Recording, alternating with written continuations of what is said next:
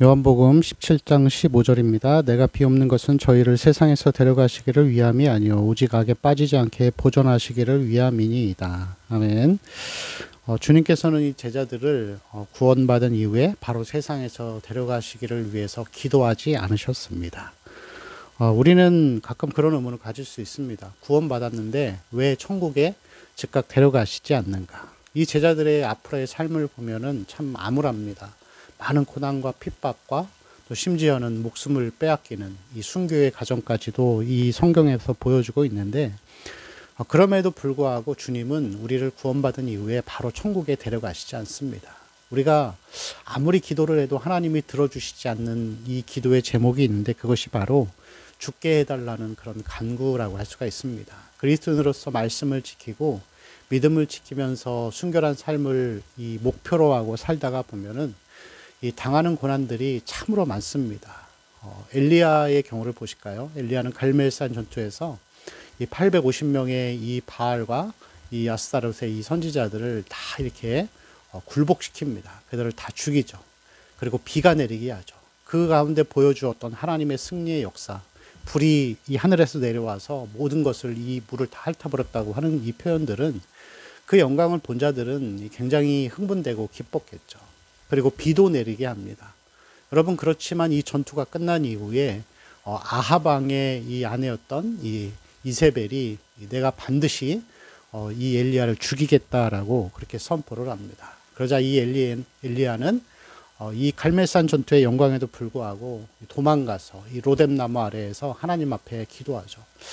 주님, 차라리 저를 데려가 주세요. 사는 것이 힘듭니다 하면서 그렇게 기도하지만 하나님은 그를 절대로 데려가시지 않으셨습니다. 하나님이 이러한 기도를 들어주시지 않는 이유, 우리가 구원을 받은 이후에도 여전히 이 땅에 남아있는 이유는 두 가지가 있습니다. 첫 번째는 복음을 전하게 하시려고 하는 것이죠.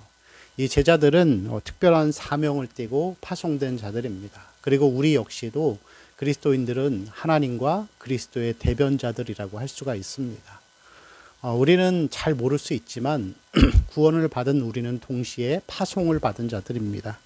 그래서 우리의 가정에 1차적으로는 자녀들과 혹은 부모들을 위해서 또 지인들을 위해서 복음을 전하고 그들의 영혼을 위해 기도하고, 그것이 우리를 하나님이 이 땅에 남겨두신 첫 번째 이유라고 할 수가 있습니다. 두 번째 이유는 천국을 준비하는 시간입니다.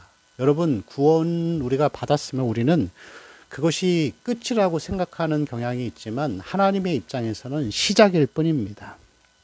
그래서 보면은 우리가 구원을 받은 이후에 이제 태어난 거죠. 태어나서 하나님 아버지를 만날 때까지 우리는 이 믿음으로 자라가야 하는 것입니다. 그래서 사도 바울도 보면은 그는 위대한 복음 전도자였지만, 그러나 이 자고하지 않게 하시려고 사단의 가시, 육체의 가시를 주시면서 이 성화의 삶을 살도록 하나님이 그를 이끌어 가셨습니다. 여러분, 그리스도인들의 삶은 마치 이 산으로 올라가는 것 같습니다.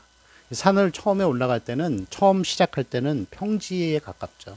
그래서 올라가는 것이 그렇게 힘들지도 않고 금세 올라가게 됩니다. 그러나 시간이 지나갈수록 정상에 가까워 갈수록 경사는 가파러 가고 한 걸음 한 걸음 떼기가 처음보다 훨씬 더 어려워지는 것을 볼 수가 있습니다.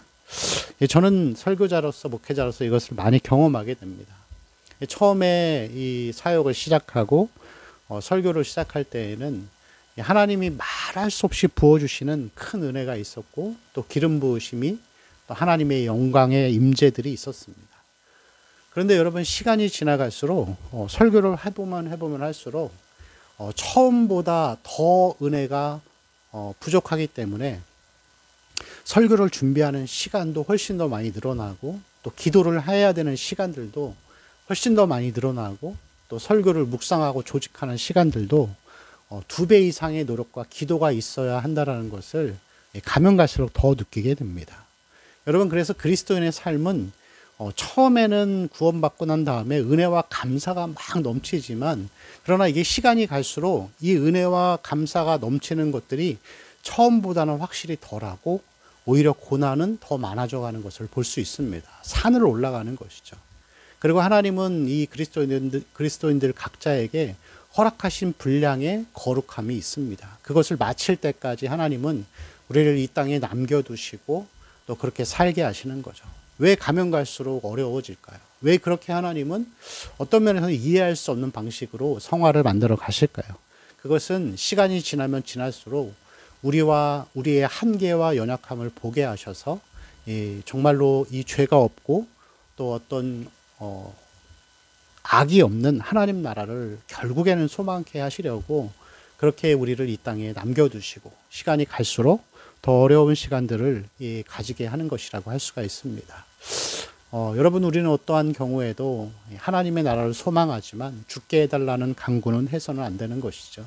이 땅을 살아가는 동안에 이 복음의 전파자로서 그리고 이 거룩 천국을 준비하는 자로서 하루하루를 믿음으로 살아가는 산으로 올라가는 성도의 삶이 되시기를 축원합니다. 기도합니다.